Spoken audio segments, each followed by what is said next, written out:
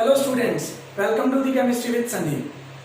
हमने 12th class के electrochemistry के थर्ड लेक्चर में resistance, conductance, specific conductivity, equivalent conductivity, molar conductivity, इन सब के बारे में पढ़ चुके हैं। आज हम पढ़ने वाले हैं कि इलेक्ट्रिकल कंडक्टेंस को एक्सपेरिमेंटली मेजर कैसे किया जाता है। देखिए, इसको मेजर करने का डायरेक्ट मेथड नहीं है, इसको हम मेजर करते हैं by the measurement of electrical resistance. और इलेक्ट्रिकल रेजिस्टेंस को हम मेजर करते हैं व्हीटस्टोन ब्रिज की हेल्प से। तो देखिए, मेजरमेंट ऑफ इलेक्ट्रोलिटिक कंडक्टेंस, जिसको हम डिनोट किससे करते हैं, जी से। तो ये फर्स्ट डायग्राम है जो बेसिक प्रिंसिपल समझा रहा है हमें DC, direct current Wheatstone bridge. एक एक्सटर्नल सोर्स है, बैटरी के साथ कनेक्ट कर रखा है हमने। ओके, क्या कर रखा है, इसमें 4 रेजिस्टेंस होती है। ये अगर मैंने एरो लगा रखा है, इसका मतलब ये वेरिएबल है, यहां पे रेजिस्टेंस चेंज कर सकते हैं हम। ये अननोन है जिसकी वैल्यू हमें कैलकुलेट करनी है, और ये नोन है। R3 और R4 फिक्स है। ये जो आप वायर यूज कर रहे हो A to C, उसके 2 पार्ट है, A to D and D to C।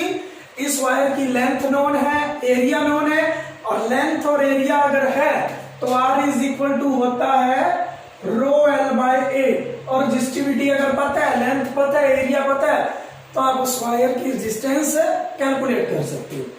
Means A to D resistance भी पता है आपको, D to C भी पता है। ये आपने वेरिएबल करनी है, वेरिएबल मतलब चेंज करके देखोगे। ये अननोन है, ये कैलकुलेट करोगे। और G क्या है, यहाँ पे गैल्वेनोमीटर है जो डिटेक्ट करेगा कि D to B पाथ में कोई करंट तो फ्लो नहीं हो रहा। व्हीटस्टोन ब्रिज के प्रिंसिपल में देखिए, नल पॉइंट पे, मैं किसकी बात कर रहा हूं, नल पॉइंट। नल पॉइंट पे D to B कोई करंट फ्लो नहीं होगा। उस टाइम पे व्हीटस्टोन ब्रिज प्रिंसिपल में R1 बाय R2 ये होता है R3 बाय R4। कुछ बुक्स में क्या कर रखा है, R2 इधर लिख रखा है, R1 इधर लिख रखा है। तो जो अननोन होगा यहां पे हमारा R2, उसकी वैल्यू आ जाएगी, ये इधर चला जाएगा, R1 into R4 bye R3। Means ये आप चेंज करते जाओगे, इस हिसाब से चेंज करना है कि D to B जब करंट फ्लो करना मिनिमम हो जाए, बिल्कुल फ्लो ना करे, तब हम क्या करें, तब हम इसको स्टॉप कर देंगे, वेरिएबल जितनी चेंज करनी है रोक देंगे उसको। ये हमें पता होगा, तो इस फॉर्मूला में तीनों की वैल्यू पुट करने पे ये कैलकुलेट हो जाएगा। ये तो व्हीटस्टोन ब्रिज प्रिंसिपल एप्लीकेबल तब है जब ये सारी चीजें क्या, ये सारी क्या है, वायर है, सॉलिड है। लेकिन हम पढ़ रहे हैं इलेक्ट्रोकेमिस्ट्री, और इलेक्ट्रोकेमिस्ट्री में हम बात कर रहे हैं इलेक्ट्रोलिटिक कंडक्टेंस की, मतलब इलेक्ट्रोलिटिक सॉल्यूशन की। तो उसको हम वायर की फॉर्म में तो ले नहीं सकते, तो उसके लिए क्या होता है, एक स्पेशली डिजाइंड कंडक्टिविटी सेल होता है। ये रहा सेकेंड डायग्राम, ये है। तो फर्स्ट डिफिकल्टी क्या आती है हमारे पास, कि हमें जो R2 लेना है वो सॉलिड फेज में नहीं चाहिए, हमें वो इलेक्ट्रोलिटिक सॉल्यूशन लेके चलना है, उसकी रेजिस्टेंस मेजर करनी है। तो फर्स्ट डिफिकल्टी तो यही आई कि हम सॉलिड नहीं ले सकते।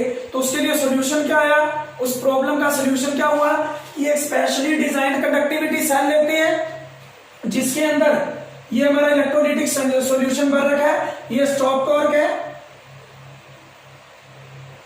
कि कितना सॉल्यूशन लेना है, हाँ जी। उसके बाद ये है प्लेटिनाइज्ड प्लेटिनम इलेक्ट्रोड। प्लेटिनम इलेक्ट्रोड है, इनके ऊपर क्या कर रखा है, इलेक्ट्रोलिटिक कंडक्शन से प्लेटिनम की कोटिंग कर रखी है। ये क्यों करते हैं, ताकि ये जो इलेक्ट्रोलिटिक सॉल्यूशन है इसकी डिसोसिएशन इसके अराउंड ना हो। मान लो इलेक्ट्रोलिटिक सॉल्यूशन NaCl है, और अगर वो डिसोसिएट हो जाता है Na पॉजिटिव और Cl नेगेटिव, तो ऑक्सीडेशन और रिडक्शन के थ्रू एक तो सोडियम प्रोडक्ट बनेगा, रिडक्शन के थ्रू Na बनेगा, और ऑक्सीडेशन के थ्रू क्लोरीन गैस बनेगी। तो वो इन दोनों में से किसी न किसी इलेक्ट्रोड की तरफ जाएंगे। तो इस इलेक्ट्रोड के अराउंड कंसंट्रेशन क्या हो जाएगी, सॉल्यूशन की बढ़ जाएगी, जिस वजह से रेजिस्टेंस भी बढ़ जाएगी। तो जो रेजिस्टेंस हमें कैलकुलेट करनी है उसमें एरर आ जाएगा। तो ये आपको खास बात ध्यान रखनी है कि आपने जो इलेक्ट्रोड ली है वो प्लेटिनाइज्ड होनी चाहिए। किससे? प्लेटिनम से। जो भी इलेक्ट्रोड ली है उसके ऊपर प्लेटिनम की कोटिंग होनी चाहिए, ताकि इलेक्ट्रोलिटिक सॉल्यूशन है जो उसकी डिसोसिएशन ना हो सके इस इलेक्ट्रोड की अराउंड, ताकि कंसंट्रेशन ना बढ़ सके इलेक्ट्रोलाइट की यहाँ पे, सो दैट रेजिस्टेंस चेंज ना हो। हाँ जी, तो पहला तो ध्यान आपने ये रखना है कि सॉल्यूशन डिसोसिएटेड ना हो। हाँ जी, लेकिन प्रॉब्लम क्या आती है यहाँ पे, अगर आप डीसी सोर्स यूज करते हो, डायरेक्ट करंट सोर्स यूज करते हो, तो ये इलेक्ट्रोलाइट फॉर एग्जांपल हमने NaCl सॉल्यूशन लिया, ये डिसोसिएट होगा ही होगा।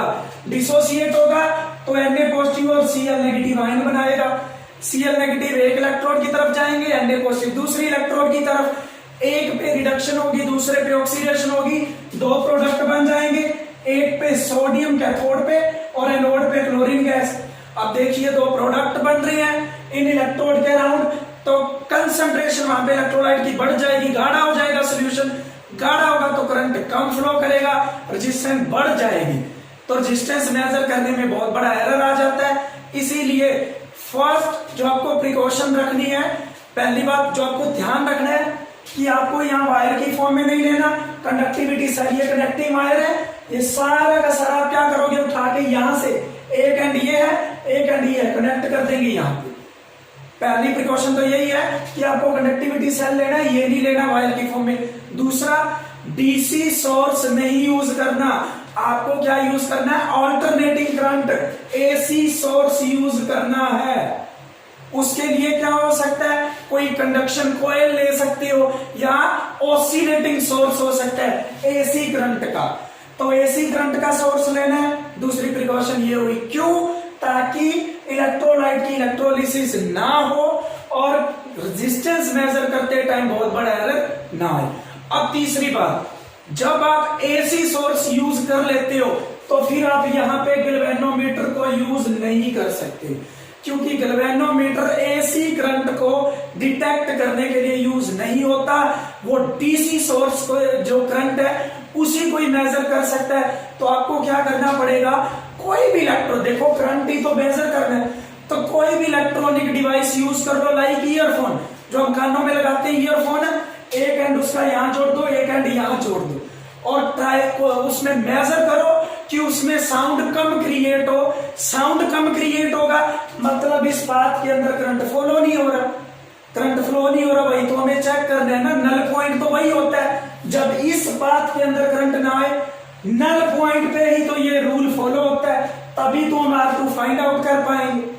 तो हमें नल पॉइंट लेके आना है, तो गैल्वेनोमीटर की जगह पे आप यूज कर सकते हो ईयरफोन, और उसमें आपने क्या करना है, देखना है, इसको वेरिएबल करके चेंज करते जाना है इसको, और देखना है कि किस पॉइंट पे ईयरफोन के अंदर साउंड कम क्रिएट हो रही है, करंट कम फ्लो कर रहा है, वही हमारा नल पॉइंट होगा, वहां हम ये फॉर्मूला लगा देंगे। तो ये था हमारा व्हीटस्टोन ब्रिज प्रिंसिपल। हाँ जी स्टूडेंट्स, तो व्हीटस्टोन ब्रिज के अंदर जो हमें मॉडिफिकेशन करनी थी, वो करने के बाद जो हमारा नेक्स्ट स्ट्रक्चर है वो कुछ इस टाइप का बनेगा। देखिए यहां मैंने कंडक्टिविटी सेल इस टाइप का यूज किया, वो भी ठीक है, उसके अंदर भी 2 इलेक्ट्रोड्स थी। इस टाइप के भी कंडक्टिविटी सेल यूज कर सकते हो, ये भी 2 इलेक्ट्रोड्स हैं जो कनेक्टेड है यहां से। तो देखिए हम सबसे पहले देखते हैं ए पॉइंट, वहां पे ए और बी के बीच में एक रेजिस्टेंस थी, ए टू बी, ये एक रेजिस्टेंस है जो वेरिएबल थी। हाँ जी, उसके बाद बी टू सी, बी और सी के बीच में कंडक्टिविटी सेल कनेक्ट करना था, ये वही है, इसको हमने कनेक्ट कर रखा है। फिर आते हैं सी टू डी, ये जो वायर का टुकड़ा है यहां से लेके यहां तक, इसकी रेजिस्टेंस हमें नॉन होगी। उसके बाद आते हैं डी टू ए, इसकी रेजिस्टेंस भी नॉन होगी। और आपने ध्यान दिया होगा अभी जब मैंने व्हीटस्टोन का स्ट्रक्चर बनाया था, बी टू डी पाथ में एक हमने क्या कनेक्ट कर रखा था, गैल्वेनोमीटर। और हाँ जी, जब एसी सोर्स यूज करते हो तो गैल्वेनोमीटर को यूज नहीं करना, उसकी जगह डी टू बी, ये देखिए ये कनेक्ट कर रखा है ईयरफोन, ये उसकी वायर है, ये ईयरफोन है, ये जो कि जे के साथ यहाँ पे मूव करता रहेगा। इस हिसाब से इसको मूव करके एडजस्ट करना है यहाँ पे कि इसके अंदर करंट क्या हो, जीरो फ्लो हो, मिनिमम करंट फ्लो हो, नल पॉइंट उसी को ही बोलेंगे। और इधर से भी इसको हम वेरिएबल चेंज करते जाएंगे ताकि इस पाथ में करंट क्या हो, कम से कम फ्लो करे। दोनों तरीके से जोकी के साथ इसको एडजस्ट करके आगे पीछे तो भी चेक करना है करंट मिनिमम हो, और इधर से रेजिस्टेंस को वेरिएबल करके तो भी चेक करना है कि करंट मिनिमम से मिनिमम फ्लो हो ताकि नल पॉइंट आ जाए। हाँ जी, प्लेटिनाइज्ड प्लेटिनम, पहली बात तो प्लेटिनम इलेक्ट्रोड क्या होती है, प्लेटिनम, गोल्ड और ग्रेफाइट, लिख लेना। प्लेटिनम, गोल्ड और ग्रेफाइट तीनों ही क्या होती है, इनर्ट इलेक्ट्रोड। इनर्ट इलेक्ट्रोड है, रिएक्शन नहीं करती है, और उसके ऊपर भी हमने क्या किया, प्लेटिनम की कोटिंग कर दी। हाँ जी, तो यहां पे आपने करना क्या है, सबसे पहले आपको ये रेजिस्टेंस वेरिएबल चेंज करनी है। तो फॉर्मूला क्या होगा, resistance R bye R1 bye R2, इसको x मान रखा है हमने, रेजिस्टेंस x वो किसके इक्वल आ जाएगी, resistance AD R3, resistance DC या CD R4। Resistance AD by resistance DC। हाँ जी, ध्यान दीजिए आप,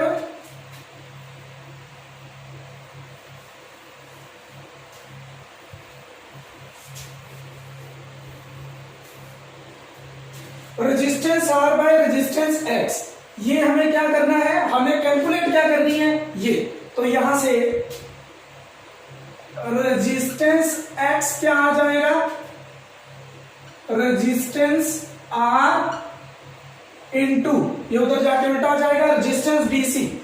अब जो D टू C पार्ट है उसकी रेजिस्टेंस क्या होगी, बताया आपको, R is equal to rho L by length के डायरेक्टली प्रोपोर्शनल है, तो जितनी लेंथ उतनी रेजिस्टेंस। तो आप क्या करो, लेंथ लिख लो, length DC by length AD, या आप मेजर कर सकते हो इजीली दोनों। ये वेरिएबल है, ये तो आपके हाथ में, आप कितनी चेंज कर रहे हो ताकि नल पॉइंट आ जाए, ये भी आपको पता चल जाएगा।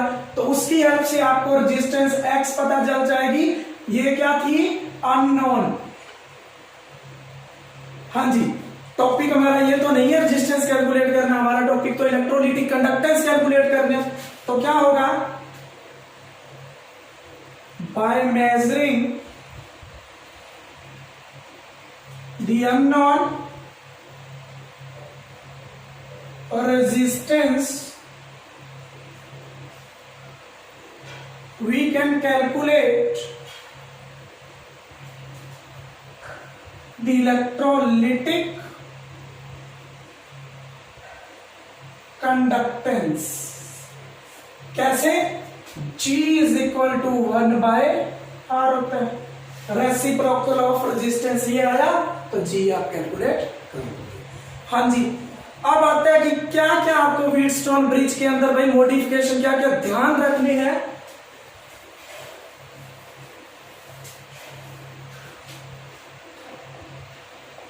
इंपॉर्टेंट पॉइंट्स, सबसे पहला कि जो इलेक्ट्रोड है वो कोटिंग होनी चाहिए प्लैटिनम से। Electrodes of conductivity cell should be coated with platinum black। Second, alternating current source, जो क्या हो सकता है, ऑसिलेटर या कोई कंडक्शन कोयल हो सकती है।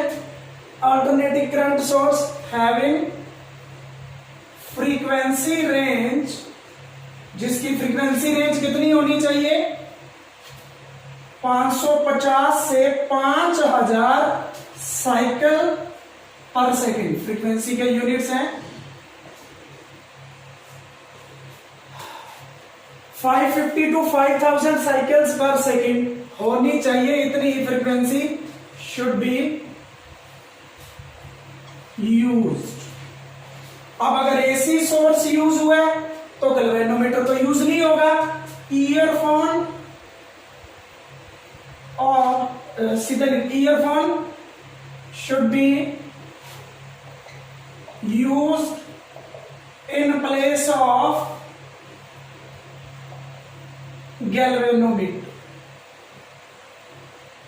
तो ये कुछ इंपॉर्टेंट पॉइंट्स हैं जो आपको ध्यान रखने हैं जब आप रेजिस्टेंस मेजर करो। तो बाकी आप इसके अंदर थ्योरी एज इट इज लिख सकते हो, जो मैंने आपको समझाया है स्ट्रक्चर की बनावट, उसका वर्किंग प्रिंसिपल कैसे वर्क करता है, नल पॉइंट पे व्हीटस्टोन ब्रिज प्रिंसिपल के अकॉर्डिंग कंडक्टिविटी सेल क्या है, कैसे यूज करना है उनको, आप एज इट इज उसको लिख देना।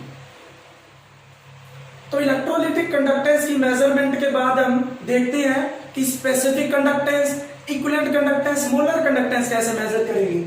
सेकेंड अगर हम देखें स्पेसिफिक कंडक्टेंस, जिसको हम डिनोट करते हैं कापा से, स्पेसिफिक कंडक्टेंस, स्पेसिफिक कंडक्टिविटी या सिंपल कंडक्टिविटी एक ही बात है। तो कापा का फॉर्मूला आया था हमारे पास G इंटू जी स्टार, जी स्टार सेल कांस्टेंट था जो क्या होता है L बाय ए। देखिए जो आप कंडक्टिविटी सेल यूज कर रहे हो उसकी लेंथ भी पता होगी आपको, एरिया ऑफ क्रॉस सेक्शन भी पता होगा। जी आप अभी फर्स्ट पॉइंट के अंदर कैलकुलेट कर चुके हो, तीनों वैल्यू पुट करोगे तो क्या आ जाएगा आपके पास है कप्पा आ जाएगा। Third equivalent conductivity lambda equivalent, ये कैसे कैलकुलेट करोगे, इसका फॉर्मूला कापा इंटू 1000 अपॉन एन। ये सेकंड पॉइंट पे कैलकुलेट कर लिया। नॉर्मेलिटी, जो सॉल्यूशन आपने इलेक्ट्रोलाइट का सॉल्यूशन कंडक्टिविटी सेल में लेना है उसकी नॉर्मेलिटी तो पता ही होगी। फॉर एग्जांपल 0.1 नॉर्मल ले रहे हो अगर आप, तो नॉर्मेलिटी पता होगी आपको। ये सेकंड पॉइंट में कैलकुलेट हो गया, तो थर्ड पॉइंट ये बन गया। उसके बाद फोर्थ, अगर आपको लैम्डा एम कैलकुलेट करना है तो kappa into 1000 by M. Electrolytic solution की मोलैरिटी आपको पता होगी, कापा आप सेकंड पॉइंट में कैलकुलेट कर चुके हो विद द हेल्प ऑफ जी। ये वैल्यू पुट करो, मोलर कंडक्टिविटी भी मेजर कर सकते हो। इनके बाद एक टर्म आती है इन सबकी मेजरमेंट में, कंडक्टिविटी वाटर। क्या होता है ये, extra pure specially purified water होता है जिसकी खुद की कंडक्टेंस बिल्कुल नहीं होती, बहुत ही कम होती है, बहुत ही कम, वेरी स्मॉल कंडक्टेंस होती है इसकी। और यूज इसको क्यों करते हैं, to measure the resistance of electrolyte. पूरे सॉल्यूशन की रेजिस्टेंस में से कंडक्टिविटी वाटर की रेजिस्टेंस माइनस कर देंगे तो रेजिस्टेंस आ जाएगी इलेक्ट्रोलाइट की। तो क्या होगा ये, it is a specially purified water whose on conductance या conductivity is very small. It is used to measure resistance of, it is used to measure resistance of electrolyte. कैसे, रेजिस्टेंस ऑफ इलेक्ट्रोलाइट जो होता है वो पूरे solution की जो resistance होगी उसमें से कंडक्टिविटी वाटर की रेजिस्टेंस माइनस कर देंगे। Resistance of solution minus resistance of conductivity water, ये फॉर्मूला बन जाता है रेजिस्टेंस अगर किसी इलेक्ट्रोलाइट की मेजर करनी होता क्या है ये, जिसकी खुद की कंडक्टिविटी बहुत ही कम होती। वैसे भी ना वाटर के अंदर जो कंडक्टेंस होती है, वाटर के अंदर करंट पास करता है वो इम्प्योरिटी की वजह से करता है। बिल्कुल प्योर वाटर के अंदर H पॉजिटिव की कंसंट्रेशन, स्क्वायर ब्रैकेट का मतलब है कंसंट्रेशन, केमिकल काइनेटिक्स में पढ़ाऊंगा आपको, 10 की पावर -7 होता है मोल पर लीटर जो यूनिट्स है। OH नेगेटिव की कंसंट्रेशन भी 10 की पावर -7 ही होती है। दोनों की कंसंट्रेशन सेम है तो दोनों इक्विलिब्रियम में है, तो जितना फॉरवर्ड में उतना ही बैकवर्ड में कोई रिएक्शन हो ही नहीं रही है। जितना फॉरवर्ड में जा रही रिएक्शन उतनी बैकवर्ड में जा रही, इक्विलिब्रियम है तो करंट फ्लो नहीं करता बिल्कुल प्योर वाटर के अंदर। लेकिन अगर सॉल्ट वाटर की बात करें तो it is a good conductor of electricity, या इम्प्योर वाटर की बात करें it is a good conductor of electricity. Water के अंदर अगर कंडक्टेंस हो रही है, करंट पास हो रहा है तो वो उसी इम्प्योरिटी की वजह से होता है। ध्यान रखना, कंडक्टिविटी वाटर बिल्कुल प्योर वाटर है जिसकी कंडक्टेंस बहुत ही कम होती है। तो अब हम करते हैं कुछ एनसीईआरटी न्यूमेरिकल्स। देखिए first numerical, the electrical resistance of a column of 0.05 molar, molarity दे रखी है। NaOH solution of diameter 1 centimetre and length 50 centimetre, मतलब एक कॉलम दे रखा है, एक सॉल्यूशन का कॉलम है जिसका डायमीटर 1 सेंटीमीटर और लेंथ है 50 सेंटीमीटर, इज उसकी रेजिस्टेंस कितनी है, इज 5.55 इंटू 10 की पावर 3 ओम्स।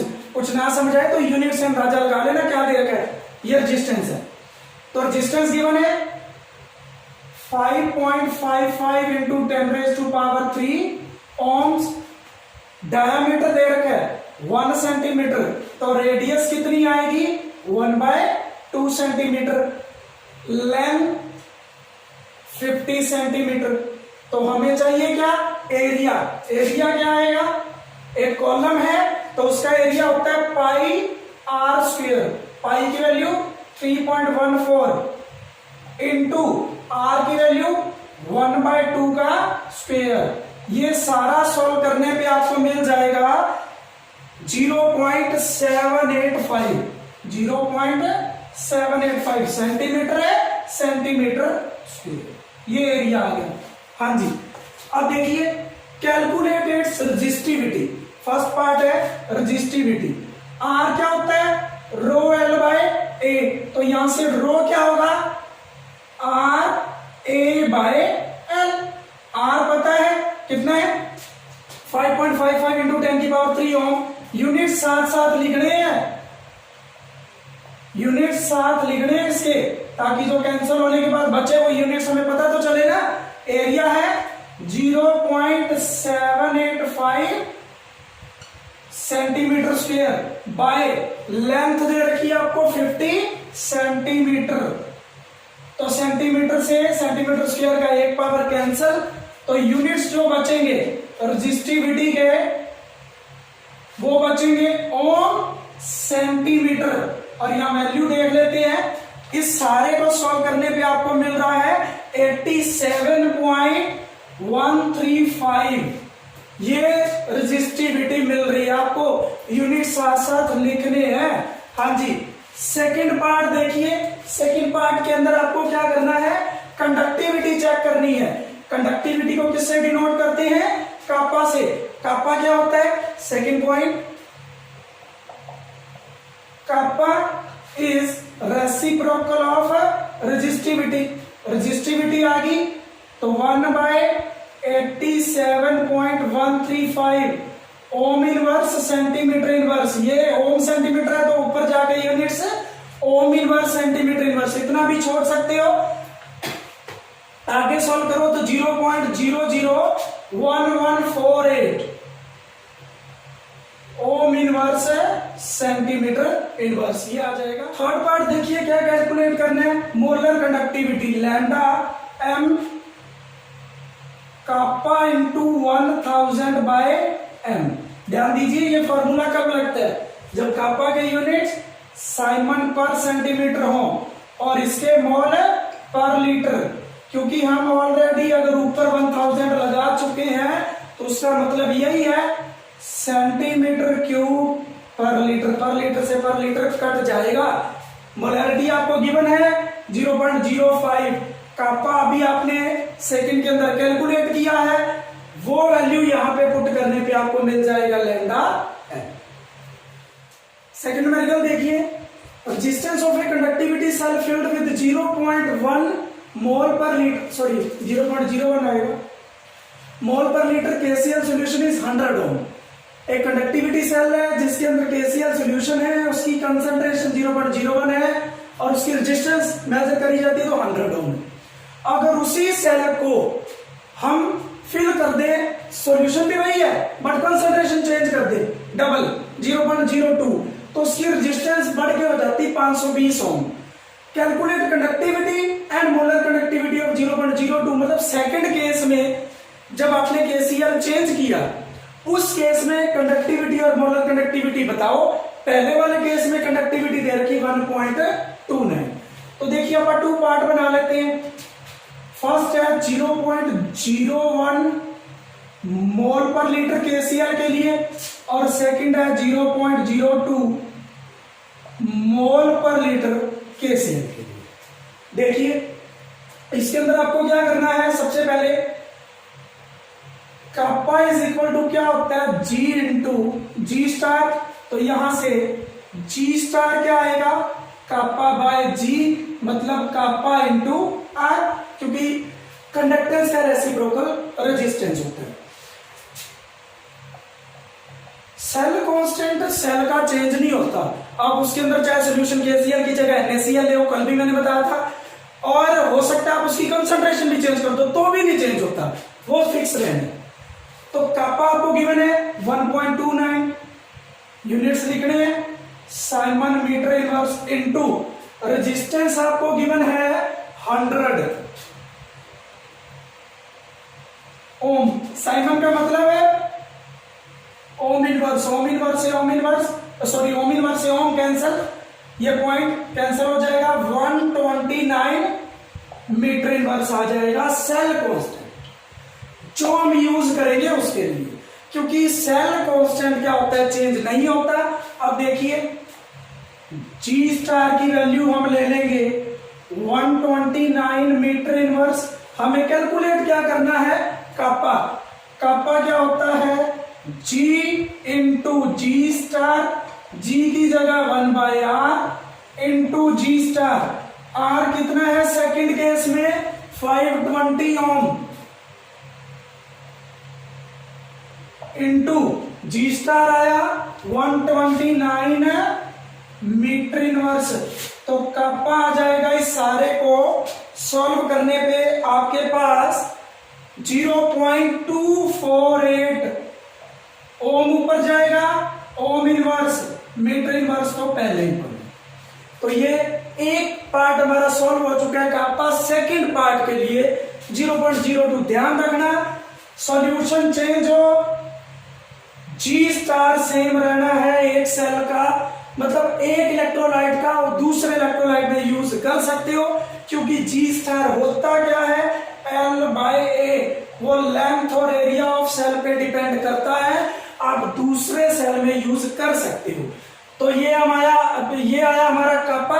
अब हमें कैलकुलेट क्या करना है, मोलर कंडक्टिविटी। इसी केस की हमें कैलकुलेट करनी है मोलर कंडक्टिविटी या मोलर कंडक्टेंस भी कहते हैं, जिसको हम डिनोट करेंगे लैम्डा एम से।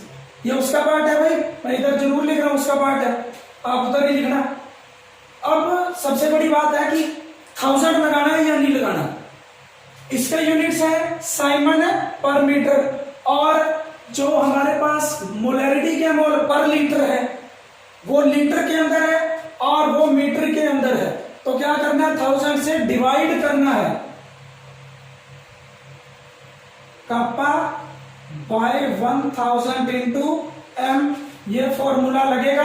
कापा की value 0.248 ohm inverse metre inverse, 1000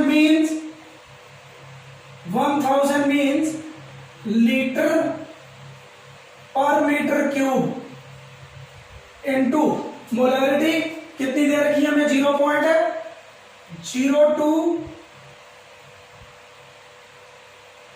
मोल पर लीटर। लीटर से पर लीटर कैंसल, मीटर क्यूब ऊपर जाएगा, मीटर स्क्वायर पर मोल ऊपर आ जाएगा। इस सारे को सॉल्व करने पे आपको मिलने वाला है 124 इंटू 10⁻⁻⁴ साइमन मीटर स्क्वायर पर मोल। तो ये आंसर देखना, इसका यूनिट्स ध्यान रखना कैसे सॉल्व करने आपको ये तो ये थे molar conductivity, resistivity, resistance, conductance, equivalent conductivity, cell constant, जिन न्यूमेरिकल में यूज होते हैं उनको किस तरीके से। तो स्टूडेंट्स आज के लेक्चर में हम इतना ही पढ़ेंगे। आप अच्छे से इसके न्यूमेरिकल्स ट्राई करो। एनसीईआरटी के 2 न्यूमेरिकल्स हैं प्रदीप की बुक में, 4 या 5 इसके सॉल्व हैं और 5-6 इसके अनसॉल्व न्यूमेरिकल्स भी हैं। वो सारे के सारे आपको ट्राई करने हैं। कोई भी डाउट आता है मुझे मैसेज कीजिए। अगर इस लेक्चर में आपको कोई डाउट है तो नीचे कमेंट बॉक्स में कमेंट करके अपना क्वेश्चन जरूर पूछिए। धन्यवाद।